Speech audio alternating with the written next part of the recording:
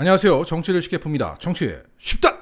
더 탐사의 취재와 김의겸 의원의 질의로 윤석열의 청담동 룸바 논란이 계속되고 있는 가운데 TV조선이 이것을 받아서 자세히 보도했습니다.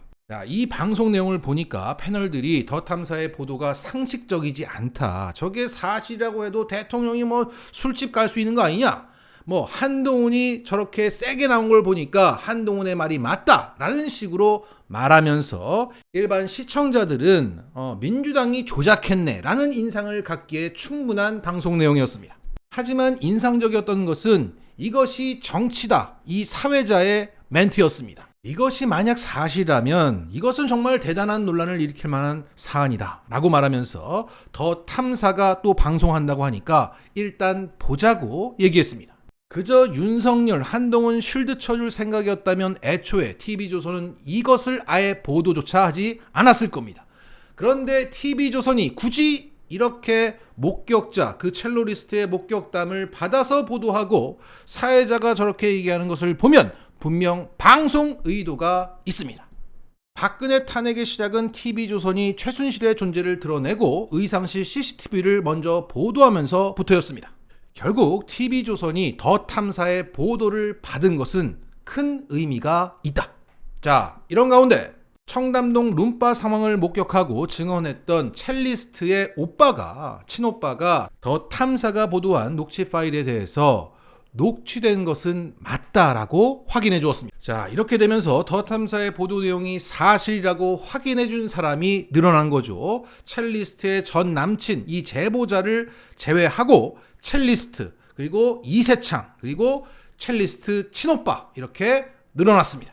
물론 이 오빠는 자신의 여동생이 현재는 윤석열 쪽과 가까워진 상태이기 때문에 윤석열과 한동훈이 강남 청담동에서 술자리를 가졌냐 이런 질문에 저희는 그것에 대해서 드릴 말이 없다. 그것에 대해서 함구하겠다. 이렇게 말하면서 비협조적으로 나왔습니다. 그리고 여동생의 전 남자친구가 임의대로 일방적으로 전달한 내용이기 때문에 저희는 드릴 말이 없다. 그 남자친구를 상대로 법적 조치를 준비 중에 있다고 공세적으로 나왔습니다. 자, 이 첼리스트의 남자친구, 현재 이 제보자는 공익제보자 신분 상태이기 때문에 공익신고자 보호법 제14조에 의해서 상당 부분 보호를 받게 되어 있습니다. 공익신고 등과 관련해서 공익신고자 등의 범죄 행위가 발견된 경우 그 형을 감경하거나 면제할 수 있다라고 되어 있기 때문에 이 제보자를 처벌하기는 만만치 않을 겁니다. 하여간 이 오빠의 그 녹취된 것은 맞다라는 진술은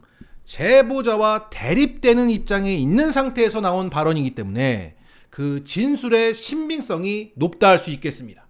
마치 이것은 이세창의 자백, 그 첫 번째 통화와 같은 수준의 진술입니다. 쉽게 말해 적이 하는 말은 우리 편이 하는 말보다 객관적이다 이런 얘기죠.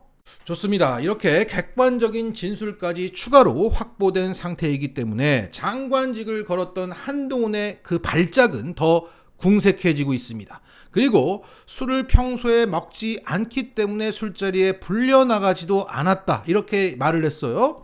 그런데 윤석열과 함께 과거에 찍은 사진에는 한동훈 앞에 와인잔이 있었고 술병이 즐비한 곳에서 찍은 사진들이 회자되고 있습니다. 자, 이것은 한동훈이 장관직에서 물러나냐, 위증죄 처벌을 받냐, 이 정도 수준의 문제이고요. 이것은 중요한 게 아니죠. 이건 부수적인 겁니다.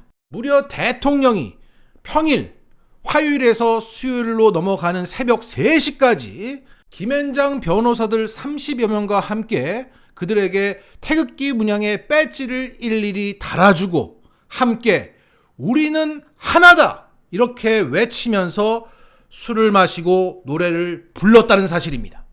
이건 국정농단 플러스 사법농단이 됩니다. 왜?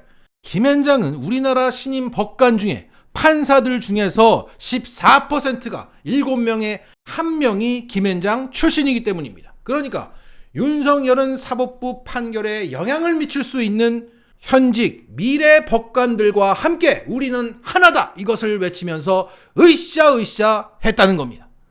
어마어마한 하이브리드 농단이 드러나게 되는 거죠. 자, 여기서 윤석열이 그 김앤장들 앞에서 동백 아가씨를 불렀다는 거 아닙니까? 헤일 수 없이 수많은 밤을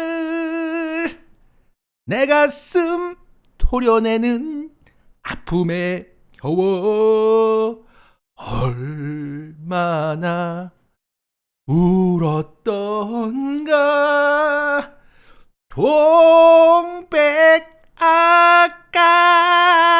아가씨.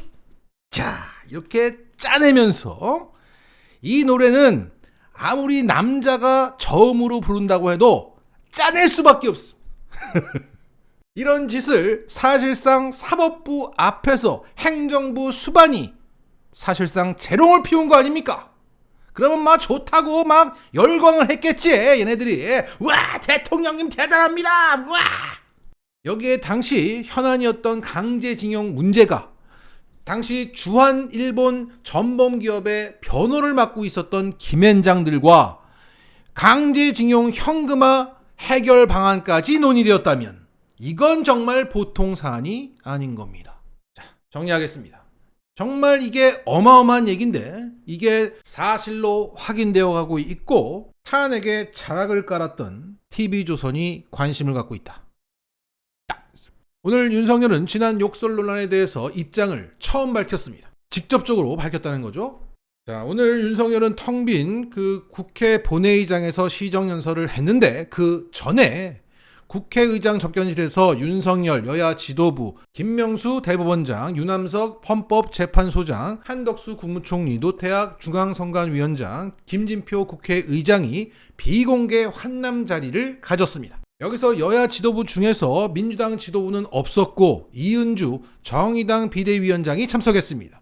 여기서 이은주 비대위원장은 윤석열을 향해서 이렇게 말했다고 합니다. 국회에 대한 대통령 비속어 발언은 국회 모독이다. 사과에는 시기가 따로 있지 않다. 사과하시라. 라고 발언했고 여기에 윤석열은 사과할 만한 일이 없었다라고 말했다고 주호영이 전했습니다. 그런데 그의 답변을 직접 들은 정의당 관계자의 말은 다릅니다. 하지 않은 발언에 대해 사과하는 것은 국익에 도움이 되지 않는다라고 말했다고 전했습니다. 100번 양보해서 대통령실 해명에 따르면 국회에서 이 새끼들이 승인 안 해주고 날리면 쪽팔려서 어떡하나 라고 대통령실이 발표했습니다. 이러면 바이든이 없어져서 국익을 운운할 게 아니잖아요. 그저 국내 문제로 국한되는 거 아닙니까? 그런데 국익을 운운하는 걸 보니까 윤석열 스스로는 내가 바이든이라고 했다고 실토하는 거 아닙니까? 아니면 대통령이 사과하면 곧 그것은 국익을 해치는 행위라는 겁니까? 그럼 앞으로는 국익을 해치는 이런 사과는 절대 안 하겠네요. 자, 정말 대단한 인간이고 아니죠. 인간이 아니죠.